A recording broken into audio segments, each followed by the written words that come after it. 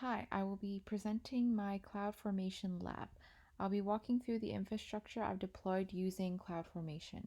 So for the goal of this project, it was to create a scalable infrastructure to host a simple to-do list web application. So this project demonstrates IAC by automating resource creation and deployment using CloudFormation.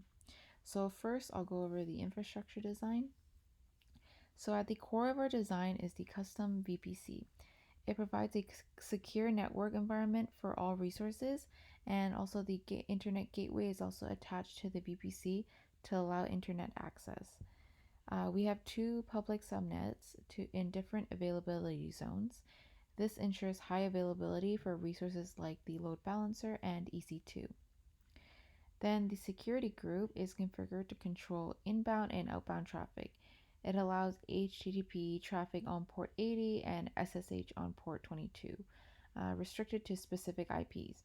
The load balancer ensures that incoming traffic is distributed across EC2 instances. It connects to two subnets for availability. It uses health checks to ensure only healthy instances receive traffic, and that's where the target group is associated with the load balancer and monitors the EC2 instance health. It also routes traffic to the EC2 instance. So the EC2 instance hosts the Node.js application. It runs the to-do web application. It is also ran in one of the public subnets and communicates to the load balancer. For the load balancer listener, it listens for HTTP traffic and forwards to the target group, which then routes the request to the EC2 instance. So then I'm going to go over the template. So for the CloudFormation template, the first section is the parameters. So users can specify the app name, EC2 instance type with the T2 micro as a default. The resource section, the VPC defines a custom VPC with CIDR, which provides a secure and isolated network. The internet gateway is also attached, which enables internet access for resources in the VPC.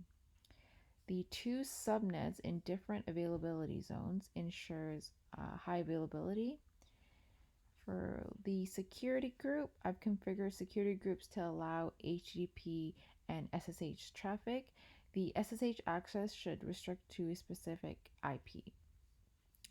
The EC2 instance, this instance hosts the to-do list application.